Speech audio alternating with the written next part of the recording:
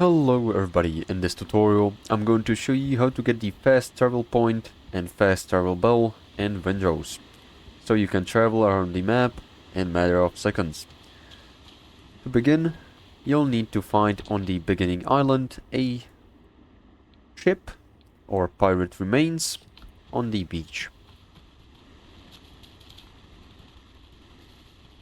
As you can see, I already found the pirate remains and also mined the whole ship that was here, and in the chest you'll find the fast travel bell, which is essential to making the fast travel points.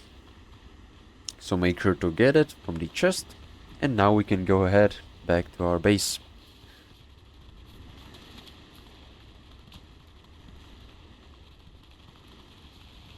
Once we are back at the base, go to the workbench, and here you can see the fast travel bell, on which you'll need 10 copper ingots and 3 times rope.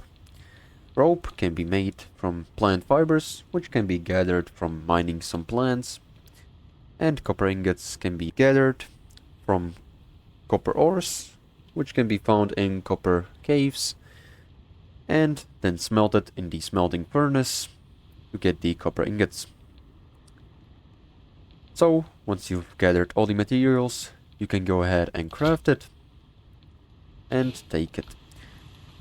Now, to make the fast travel point, go to the building panel using the B, and in the crafting and utilities, on the first row, you'll see the fast travel point. Click on it, and as you can see, you need to have it at the coastline, which means near the water. So, you can place it down, and you'll need 2 of these points to travel between them. If you have both of them placed down, click E on them, and when you want to travel, it's going to open you a map. And as you can see, I've got many fast travel points, and I can click on any of these, and I'll be teleported to that place. So this is gonna be all. Make sure to like and subscribe if you found this helpful, and see you in the next one.